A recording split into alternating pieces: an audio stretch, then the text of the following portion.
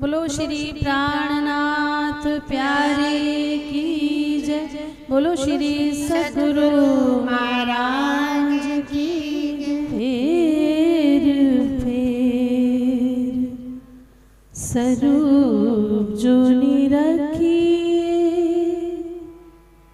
फेर फेर स्वरूप जो निरखिए नैना होए नहीं त्रि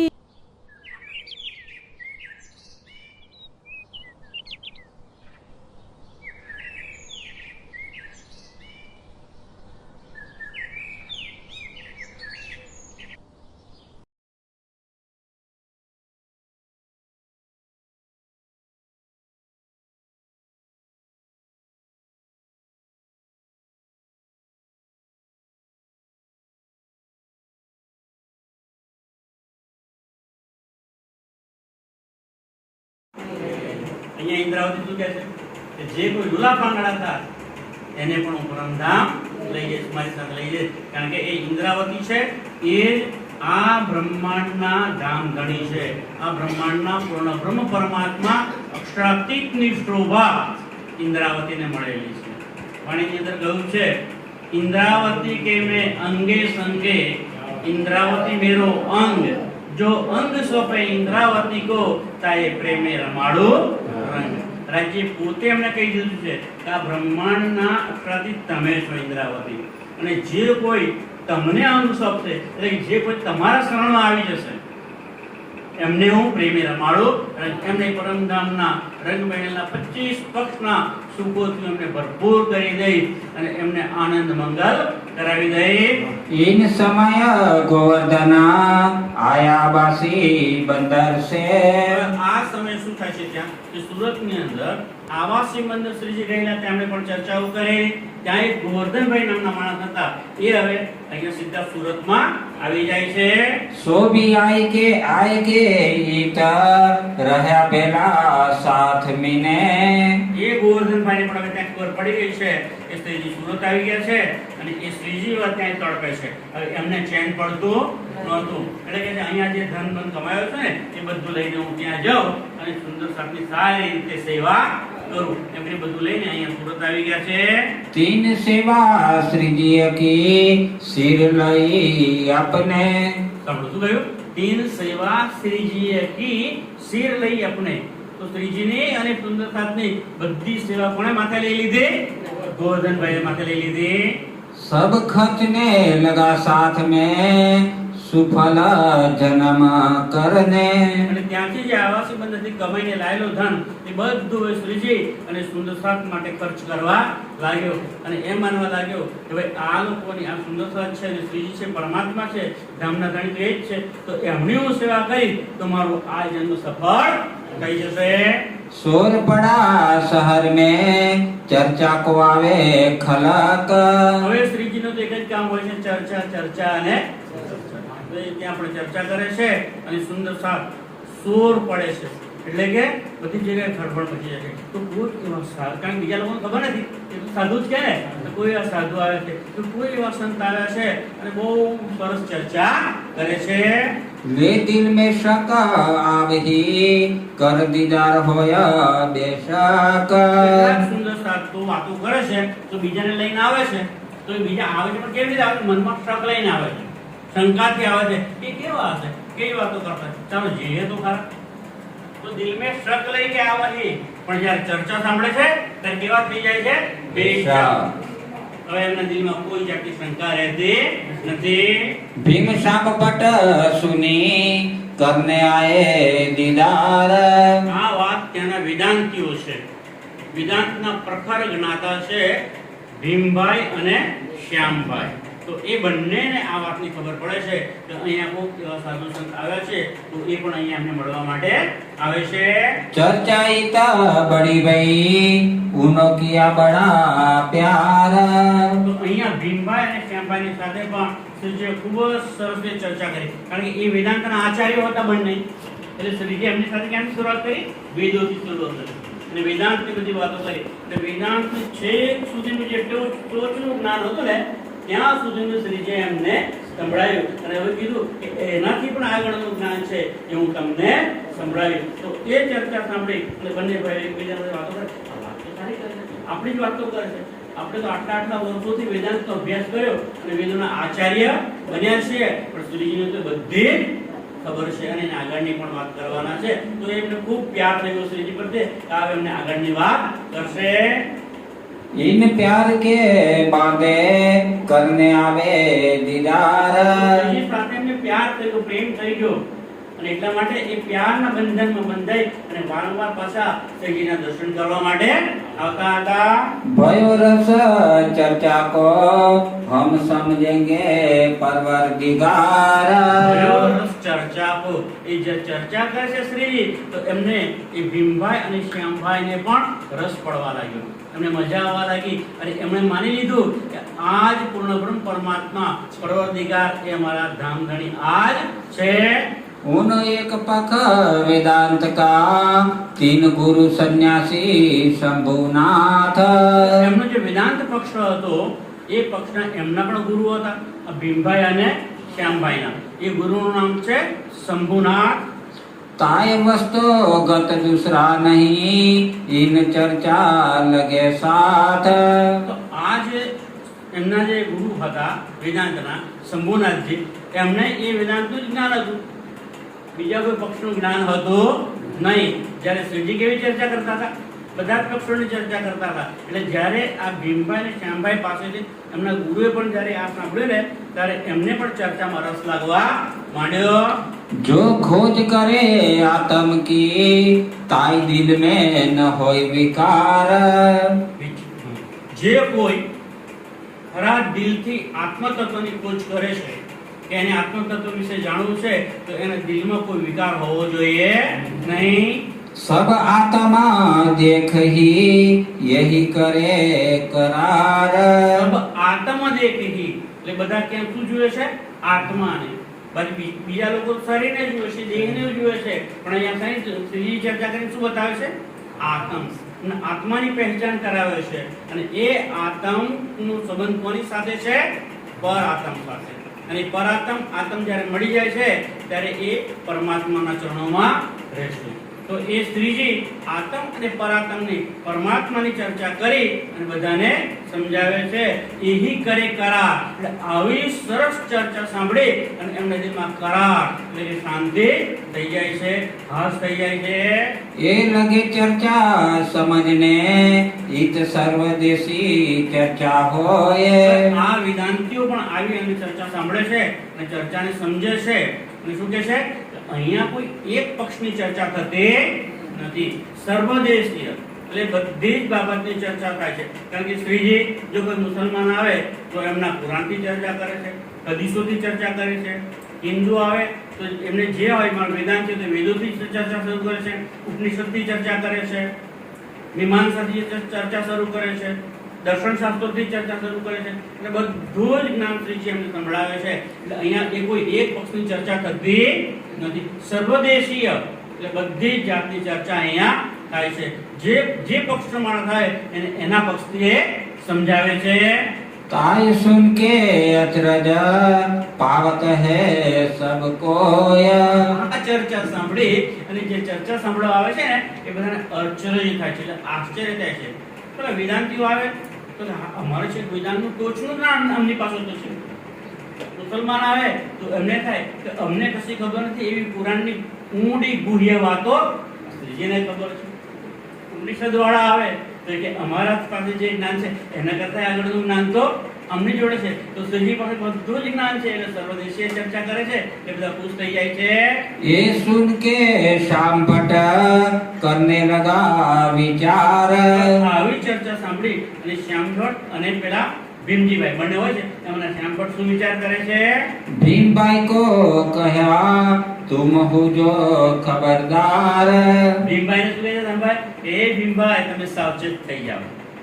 આપણે વેદાંત પક્ષના આચાર્યો છીએ અને આપણને વેદાંત પક્ષનું જેટલું જ્ઞાન છે એ બધું તો શ્રીજી આપણને કહી દીધું છે.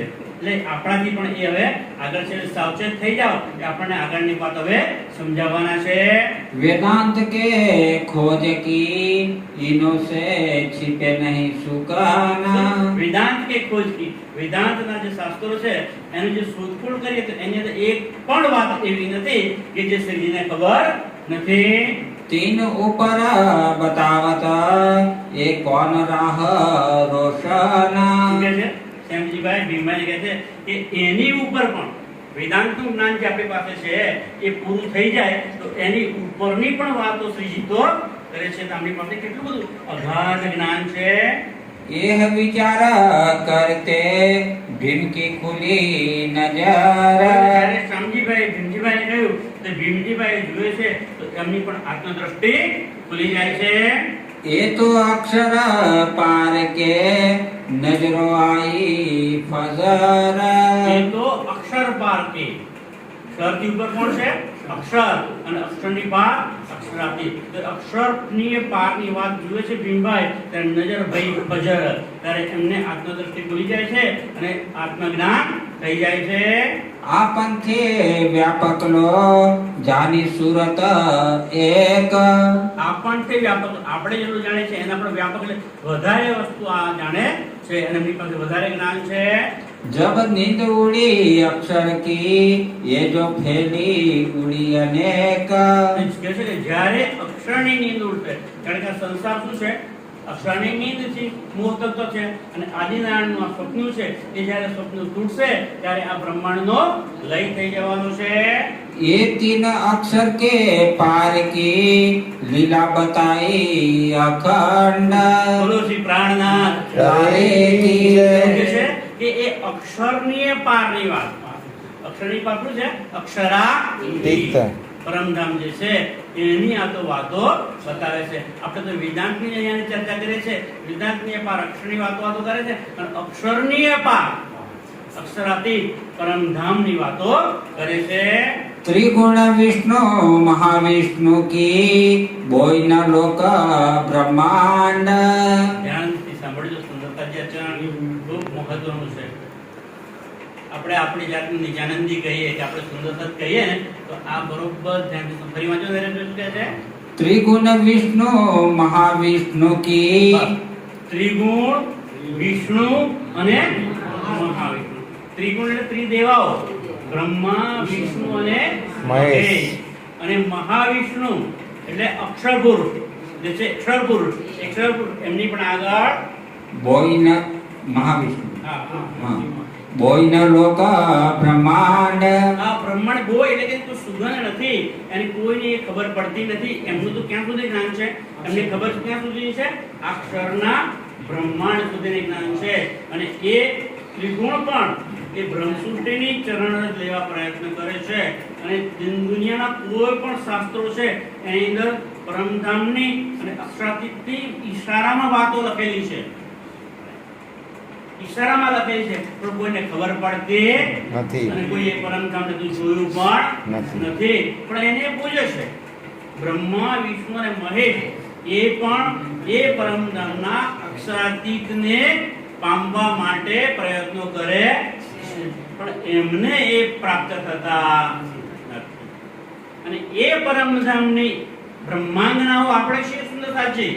વિચાર કરો આપણું કેટલું મહત્વ છે કે જે પરમધામમાં રહેતા અક્ષરાતીતને પામવા માટે બ્રહ્મા વિષ્ણુ અને મહેશ પ્રયત્નો કરે છે, પણ એમને એની ચરણ જ મળતી નથી. અરે એમની તો ઠીક, એ પરમાત્માની બ્રહ્માંગનાઓ, બ્રહ્મપ્રિયાઓ કે આપણે સુંદરતા કહેવાય સખીઓ, એની ચરણ જ પણ એમને મળતી નથી. એમનું દર્શન તો ક્યાંથી થાય? અને આપણે શું કરીએ છીએ અહીંયા? એ ત્રિદેવાઓ જે છે બ્રહ્મા વિષ્ણુ અને મહેશ, એમના હાથ નીચે 33 કરોડ દેવી અને દેવતાઓ છે. અને એ 33 કરોડ દેવી દેવતાઓને આપણને છે દુઃખ પડી જાય, કાળકા માતા પાસે, ચામુંડા માતા પાસે, આ મહાદેવ પાસે, પેલા ગણપતિ પાસે, કોઈ હનુમાન પાસે. ગઈકાલે વાત કરી તમે કે આપણું ઈમાન જો, ઈમાન ક્યાં છે આપણું, અને આપણું સ્થાન ક્યાં છે? ધોવરવ આ ચોપાઈ સુંદર સાથ હોવાનું ગૌરવ બતાવે છે કે તમારું સ્થાન ક્યાં છે. અને જ્યારે અક્ષર બ્રહ્મના ચતુષ્પાદમાં પેલા 8 મુક્તિ સ્થાનો છે ને, એ બધા પેલા આયા ને નકશો, કે જ્યારે નકશો આવશે ત્યારે બતાવીશું કે એમાં બધાનું સ્થાન ક્યાં ક્યાં છે. અને આપણું જે બ્રહ્મસૃષ્ટિ છે એના જીવ પણ ક્યાં અખંડ થવાના છે એ જોશું તો તમને ખબર પડી જશે કે આપણું સ્થાન ક્યાં છે અને ત્રિદેવનું સ્થાન ક્યાં છે. તો એ ત્રિદેવો એ પરમાત્માની એક ઝલક પામવા માટે કરોડો વર્ષ તપસ્યા કરે છે. તમે જોજો મહાદેવ પણ સમાધિ લગાવીને બેસે. પાર્વતી આવીને પૂછે છે પણ એમને કહેતા. વિષ્ણુ ભગવાન પણ સમાધિ લગાવે છે. લક્ષ્મીજી આવીને પૂછે છે પણ કહેતા. કારણ કે અમે જોયા જ નથી. શાસ્ત્રોમાં છે, એના પુરાવા આપેલા છે, પણ સંકેતોમાં આપેલા છે. અને એ સંકેતોના પુરાવાથી કોઈને ખબર પડતી નથી. કેમ કે એ પુરાવો લખાવ્યા છે કોણે? રાજ્ય પોતે. હુકમે વેદ કતેબ મેં લીખે લાખો નિશાનો લખાવી દીધા છે, પણ એને તારતમ જ્ઞાન વગર એની ખુલાસાઓ થઈ શકતા નથી. એટલે કોઈને ખબર પડતી નથી. કુરાન લાવ્યા તો કુરાનમાં પણ બધું લખાવી દીધું, પણ કુરાન જ્યારે આવ્યું એ વખતે બ્રહ્માત્મા આવી નથી. બ્રહ્માત્મા કે બ્રહ્મસૃષ્ટિ પરમધામથી અહીંયા આવી નથી. કારણ કે મોહમ્મદ સાહેબ તો ગયા અને 63 વર્ષની એમણે લીલા કરી. 63 વર્ષનું એમનું આયુષ્ય હતું. એ 63 વર્ષ પછી એમને ઇંતકાલ થઈ ગયો. અને ત્યાર પછી 990 વર્ષ અને 9 મહિના થયા ત્યારે એટલે કે 9 સદી વીતી ગઈ. 900 વર્ષ એટલે 9 સદી વીતી ગઈ. 990 વર્ષ અને 9 મહિના વીતી ગયા ત્યારે વિક્રમ સંવત 1638 માં મારવાડ પ્રદેશ અને ઉમરકોટ ગામમાં મધુ મહેતા અને કુંવરબાઈને ત્યાં જ્યારે દેવચંદ્રજીનો જન્મ થયો ત્યારે એ વખતે ત્યાં રૂહલ્લા મિસલ ગાજીઓ મોમિન પુત્રે.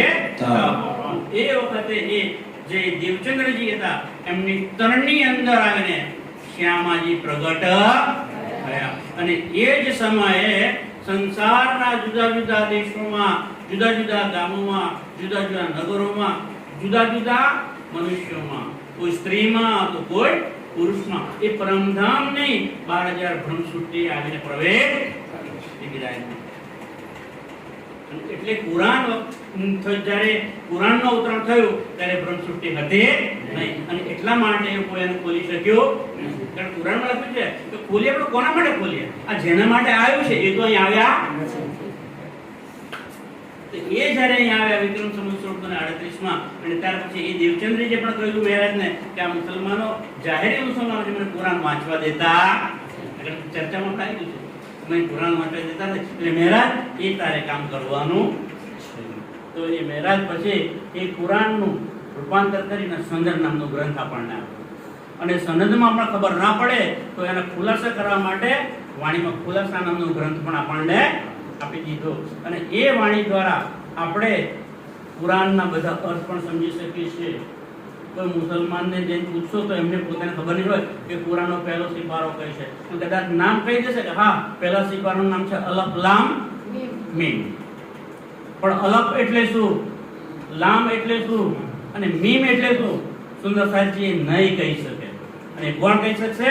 અમારો સુંદર સાથ કહેશે. કેમ કે મારા સુંદર સાથ પાસે જાગૃત બુદ્ધિ આવશે. અને જાગૃત બુદ્ધિ તારતમના બળને કારણે મારો સુંદર સાથ એ કુરાનના પણ માયના કરી શકશે. અને કહેશે હા ભાઈ પહેલો સિપારો છે અલફ લામ મીમ, બીજા સિપારાનું નામ છે સૈકુલ, ત્રીજા સિપારાનું નામ છે તિલકર રસૂલ. અને કુરાનમાં કેટલા સિપારા છે? 30 સિપારા છે. અને છેલ્લા 30મા સિપારાનું નામ છે આમ સિપારો. કયા કયા સિપારાની અંદર સ્વયં વર્ણન કરેલું છે સુંદરતાની જેમ જેમ વિચાર આગળ વધશે ને એમ આપણને શ્રીજી સમજાવતા જશે. અને એ જે ધ્યાનથી વાંચીશું, ધ્યાનથી એને ગ્રહણ કરીશું ને તો આપણને એ બધું જ્ઞાન થઈ જશે કે જે એમને પણ જ્ઞાન નથી. વેદોમાં શું છે એ પણ આની અંદર છે. કતેબોમાં શું છે એને એટલે કહ્યું છે કે શ્રીજી જે સુરતમાં બધી ચર્ચા કરતા હતા એવી ચર્ચા કરતા હતા સર્વદેશીય. એટલે કે બધા જ ધર્મના બધા શાસ્ત્રો લઈ અને શ્રીજી ચર્ચા કરતા હતા. તો એ પ્રમાણે ચર્ચા છે સુંદરતાજી. આ ચોપાઈની અંદર આપણું જે મહિમા છે એ આપણને ખબર પડી જવી જોઈએ કે આપણું સ્થાન ક્યાં છે. શ્રીજી શું કહ્યું છે? ફરી ચોપાઈ દોરાજો નરેશભાઈ. ये 3 अक्षर के पार की लीला बताई अखंड। અક્ષરના પારની એટલે ક્ષર અને ક્ષરની પાર અક્ષર અને અક્ષરની પાર અક્ષરાથી એની પણ લીલા બતાવી દીધી. અને મુસલમાનો કહે છે કે લા ઇલાહે ઇલ્લલ્લાહ મુહમ્મદ રસૂલુલ્લાહ, પણ લા એટલે શું, ઇલાહી એટલે શું અને ઇલ્લલ્લાહ એટલે શું તો એ નહીં બતાવી શકે. એ કોણ બતાવશે? મારો સુંદર સાથ બતાવી દેશે કે લા એટલે ક્ષર, કે અક્ષર બ્રહ્માંડ છે તમારે, અને ઇલાહી એટલે અખંડ થઈ જાય અક્ષર, અને ઇલ્લલ્લાહ એટલે અક્ષરાલી, એ પૂર્ણ બ્રહ્મ પરમાત્માનું ધામ, જે પરમ ધામ છે એ આપણે બતાવી શકીશું સુંદર સાથે. મારો સુંદર સાથ બતાવશે. અને કેમ બતાવશે? આ તારતમ વાણીના કારણે. તારતમ વાણીનું એટલું બળ છે સુંદર સાથજી. વાણીમાં એક ચોપાઈ આવે છે ને, ખબર છે કે તારતમ કાબલ કોઈ ન જાને, એક જાણે મૂળ સ્વરૂપ, મૂળ સ્વરૂપ કે ચિત્ત કી બાतें તારતમ में कई रूप. મૂળ સ્વરૂપના અંદર ચિત્તમાં શું ચાલી રહ્યું છે એ પણ આ તારતમની અંદર છે. અને તારતમ એટલે એમ ના માનશો કે ફક્ત પેલો જે 6 ચોપાઈનો તારતમ છે એટલું તારતમ, એ મૂળ તારતમ છે, પણ 18,758 ચોપાઈઓ જે છે શ્રીમુખ વાણીની અંદર, કે જેને આપણે સ્વરૂપ સાહેબ કહીએ છીએ, કુલજમ સ્વરૂપ કહીએ છીએ, એને રાજ્ય કહીને બોલાવીએ છીએ, એ જે સ્વરૂપ સાહેબ છે ને એ 18,758 ચોપાઈઓ છે, એની અંદર બધું જ વર્ણન આવી જાય છે. તો એ આપણને જ્ઞાન આપે છે સુંદર સાહેબજી. બાકી આપણી શું તાકાત નહીં કહેવાની. તો એ પરમાત્મા આપણને બોલાવડાવે છે, એની શક્તિથી બોલાવે છે, એની મહેરથી બોલાવે છે, એની કૃપા છે તો આપણે બોલીએ છીએ. અને એ આ તમને પણ એ પરમાત્માની કૃપા છે તો તમે અહીં બેસીને સાંભળી શકો છો. બાકી એ કોઈનાથી સાંભળવાની પણ તાકાત નથી. કારણ કે જ્યારે શિવજીએ પાર્વતીને એ જ્ઞાન સંભળાવવાની શરૂઆત કરીને તો અક્ષર સુધીનું જ્ઞાન સાંભળ્યું, અને અક્ષરનું જ્ઞાન સંભળાવવાની શરૂઆત કરી તો તરત જ પાર્વતી માતા, કારણ કે એને લાયક નહોતા એટલે નતો સાંભળી શક્યા. પણ તમે સાંભળી શકો છો. એનો મતલબ શું કે તમે પરમધામની બ્રહ્મસૃષ્ટિ છો. અને જો તમે પરમધામની બ્રહ્મસૃષ્ટિ છો તો તમારી રેણી કેવી હોય છે? સંસારના લોકોના જેવી, એ પરમધામની બ્રહ્મસૃષ્ટિ જેવી, પરમધામની બ્રહ્મસૃષ્ટિ જેવી હોય છે સુંદરતાજી. સામાન્ય તાવ તડકો આવે કે પેલો બળિયા નીકળે કે થાય અને આપણે બીજાને પૂજવા લાગી જઈએ તો આપણી પછી રેણી ક્યાં રહી? આપણી રેણી રહે જણાય. તો આપણે ઈમાન ક્યાં ગયું? આપણે ઈમાન પણ ના કહેવાય ને. ઈમાન રાખવું જોઈએ, દ્રઢ ઈમાન. તો એ દ્રઢ ઈમાન હશે તો પરમાત્મા તમારી કસોટી તો કરશે જ. તમે ગમે એટલું દ્રઢ ઈમાન રાખજો તો પરમાત્મા તો પરીક્ષા તો લેવાના છે, પરીક્ષા ધગર પાસ કરવાના, પણ એ પરીક્ષા લેશે અને એ ઈમાન પણ એ આપશે. અને જો તમે ઈમાન પણ ખરા ઉતરશો તો પાસ પણ થઈ જશો અને પરમાત્માની પ્રાપ્તિ પણ થઈ જશે. भीम की नजर खुली जाय पहुंची लीलाમાં. જો સુંદર થાય છે. ભીમજી ભાઈની પણ હવે નજર ખુલી ગઈ. શ્રીજીની ચર્ચા સાંભળીને પણ આગળ ઘણાની નજરો ખુલી ગઈ. આવાસી બંદરની અંદર બેરોડ ઠક્કરની નજર ખુલી ગઈ કે ના ખુલી ગઈ? ક્યારે ખુલી ગઈ? ત્રીજા જ દિવસે.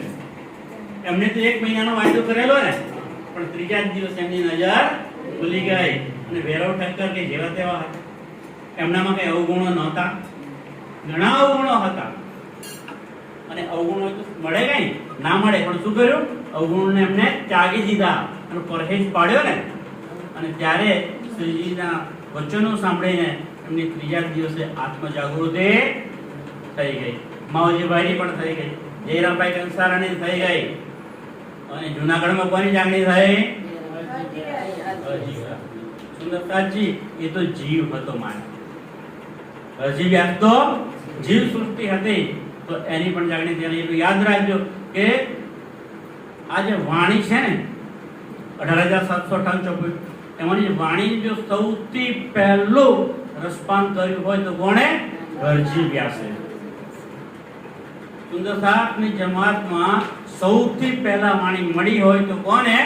હરજી વ્યાસને. અને સુંદરસાની જમાતમાં સૌથી પહેલા સુંદરસાત કોણ? ગાંગીભાઈ. કારણ કે દેવચંદ્રજીએ સૌથી પહેલા મને વાત કરી તે ગાંગીભાઈ. અને એ ગાંગીભાઈને પાત્ર સમજ્યા, તમને વાત કરી અને એ ગાંગીભાઈ પછી દેવચંદ્ર પોતાની ઘેર જ રાખી લીધા અને ત્યાં એમની સેવા કરવા લાગ્યા. ત્યાં ચર્ચા. તો એ જો પરમાત્માની મહેર થઈ જાય ને તો ગમે તેવાને પછી ભલે ને એ ખરાબ કામ પહેલા કર્યા હોય પણ એ જો ખરા દિલથી પશ્ચાતાપ કરી લે તો એના પાપ બધા ધોવાઈ જાય છે. અને જો એ બધા નિયમો પાડે તો અને એક પરમાત્માને પૂજન શરૂ કરી દે કે એક સિવાય બીજો કોઈ પછી ગમે એટલી મુશ્કેલી નહીં આવે ને જાણે તારા સિવાય બીજો કોઈ તું હી તો तुम दुल्हा में दुल्हनी और न जानो बात इश्क सो सेवा करो सब अंगो સાક્ષાત. વાણીમાં કહ્યું છે ઘણી વાર લોકો બીજા બધા જે પ્રવક્તા કવિ પણ કહે છે કે આપણે કેવી રીતે ગુજારવા છે કે પતિવ્રતા પણ પતિવ્રતા પણ સેવીએ ન થઈએ વેશ્યા જેમ એક મૂકી અને એકને વળગીએ તો ઘણી ધણવડ કરે. એક પરમાત્મા મૂકીને બીજાને બજવા લાગી જાય પછી કે નારાજજી શું કરે છે તો ઘણી કેવી રીતે ધણવડ કરે. આપણું ઈમાન પાકો હોવો જોઈએ. तब आए कदमों लगा अपने कबीले सो. જ્યારે એની આત્માની ફજર થઈ ગઈ, અજવાળું થઈ ગયું, જ્ઞાનનું અજવાળું થઈ ગયું ત્યારે એ પોતાના કબીલા એટલે કુટુંબ સાથે આવી અને શ્રીજીના ચરણોમાં પ્રણામ. કોની વાત છે આ? ભીમજીભાઈની વાત છે. વાતો બીજી કઈ વચ્ચે પેલી મૂળ વાતે ભૂલી જવાની નહીં. ક્યાં છે અત્યારે? આપણે સુરતમાં છીએ. સુરતમાં ભીમજીભાઈ અને શ્યામજીભાઈની વાત ચાલી છે. શ્યામજીભાઈએ ભીમજીભાઈને ખબરદાર થવાનું કીધું અને ભીમજીભાઈ પોતે સાવચેત થઈ ગયા અને એમને પરમાત્માના દર્શન પણ થઈ ગયા અને પોતાના કુટુંબ કબીલાને નહીં અને સુંદર સાધમાં સામેલ થઈ ગયા. पहले गुरु से तोड़ के आया बीच निज धामा. પહેલે ગુરુ સે તોડ કે એટલે પહેલા જે ગુરુ હતા એમની સાથે નાતો હવે તોડી દીધો અને ક્યાં આવી ગયા? આવ્યા બીચ નિજ ધામ. સુંદર સાથે જમાતમાં સામે થઈ ગયા. કોની સાથે નાતો તોડ્યો? પોતાના ગુરુ સાથે. કોણ હતા એમના ગુરુ? શંભુનાથ. શંભુનાથ. એ શંભુનાથ સાથે નાતો તોડ્યો અને હવે અહીંયા આવી ગયા છે. चर्चा का सुख पाए के रहा मोमिनो के काम. ચર્ચા કા સુખ પાઈએ. હવે અહીંયા આવી ગયા છે શ્રીજીના ચરણમાં. તો હવે શરણમાં પણ આવ્યા છે તો સદાય ચર્ચા ચર્ચા અને ચર્ચા. એ ચર્ચા સાંભળીને એનું એટલું અનંત સુખ મળે છે કે એ સુખમાં એ તલ્લીન થઈ ગયા અને એ સુંદર સાથની સેવા પણ કરવા લાગ્યા. एक व्यास गोविंद जी रहे वल्लभी मार्ग હવે में. સુરતની અંદર જે વલ્લભી માર્ગ ચાલતો હતો તેની અંદર એક વ્યાસજી કે જે બહુ જ એના પ્રકાંડ પંડિત હતા. એ ત્યાં રહેતા હતા. उनने चर्चा सुनी भागवत के बचनों से. અને એમણે પણ આ શ્રીની ચર્ચા સાંભળી. પણ ક્યાંથી સાંભળી? ભાગવતના વચનોથી ચર્ચા સાંભળી હતી. इन समय भागवत की मार्ग वल्लभाचार्य. આ સમયે ભાગવતની અંદર જે ચર્ચાઓ થાય છે, શ્રી ચર્ચા કરે છે, એ વલ્લભાચાર્યના માર્ગના જે છે અનુયાયીઓ એ પણ આવીને સાંભળે છે. तिनके टीका मिने था सयो का कारज. અને એ જે રાધા વલ્લભી માર્ગનું જે ભાગવત વાંચે છે એની અંદર એક ટીકા કરેલી છે. એટલે બીજો એક ગ્રંથ છે ભાગવતને સમજવા માટેનું. એનું નામ છે સુબોધિની ટીકા. એ વલ્લભાચાર્યએ ગ્રંથ લખેલો છે ભાગવતને સમજવા માટે. તો એ સુબોધિની ટીકા નામના ગ્રંથની અંદર પણ સંયોગિકા એટલે કે પરમધામની જે સખીઓ અહીં આવી છે અને એના વિષયમાં વિસ્તૃત વર્ણન કરેલું છે. इनको कछु ना खुलही 40 प्रश्न 3 में. ભાઈ એમની અંદર પણ આપણી સાક્ષીઓ લખેલી છે. એ વાંચે છે પણ ઇનકો કશું ના ખુલી પણ એનો ભેદ એમને ખબર પડતી નથી. અને એટલા માટે એ ગોવિંદ વ્યાસ છે, પ્રકાંડ પંડિત છે, ભાગવતના આચાર્ય પણ છે. પણ એ શું કરે છે? એમાં જે એમને સમજાવ્યું નથી ને ભાગવત વાંચતા એના 40 પ્રશ્નો બનાવીને તૈયાર રાખે છે કે આ 40 પ્રશ્નોના જો જવાબ મને શ્રીજી તરફથી મળી જાય તો હું આ મારું છોડી અને શ્રીજીના ચરણોમાં આવી જાઓ सो लिख के धर उतारिए ये लिया चाहिए इनसे। તો એ ભાગવતના 40 પ્રશ્નો એ લખી રાખે છે અને શ્રીજીને મોકલે છે કે જો શ્રીજી મને આના જવાબ આપી દેશે તો હું એમને શરણમાં આવી જઈશ। ये जो दलाल वल्लभ रहे अपने साथ। આ ગોવિંદ વ્યાસ જે હતા એમની સાથે વલ્લભભાઈ દલાલ, વલ્લભભાઈ દલાલ, વલ્લભભાઈ દલાલ નામના એક માણસ છે, એ પણ સાથે રહેતા હતા। તો એમને મોકલે છે કે જાઓ આ પ્રશ્નો લઈને તમે જાઓ અને શ્રીજીને આ પ્રશ્નો આપો। सो मेहनत कर लाया आन दई श्री जी के हाथ। આ વલ્લભ દલાલ છે એ 40 પ્રશ્નો લઈ અને શ્રીજી પાસે આવે છે। શ્રીજીને કહે છે કે ગોવિંદ વ્યાસે પ્રશ્નો આપ્યા છે એના જવાબ તમે મને આપો। સુંદર સાહેબજી ટાઈમ થઈ ગયો છે, આગળની વાતો હવે કાલે કરીશું। એ 40 પ્રશ્નોના જવાબ શ્રીજી કેવી રીતે આપે છે, કોની પાસે અપાવડાવે છે, પરમાત્માની કેવી મહેર થાય છે, ખૂબ રસપ્રદ વાતો છે એ કાલે આપણે વિતકમાં આગળ જોઈશું। અત્યારે આટલું સ્વીકારશો, વાણીને અમે વિરામ આપીએ છીએ। બોલો શ્રી પ્રાણનાથ प्यारे की जय। જો કોઈ પણ ભૂલ ચૂક થઈ ગઈ હોય અને કોઈને દિલમાં લાગે તો અમે સાચા દિલથી ક્ષમા પ્રાર્થી છીએ। પ્રણામ જી। प्रणाम जी। ये जो दलाल वल्लभ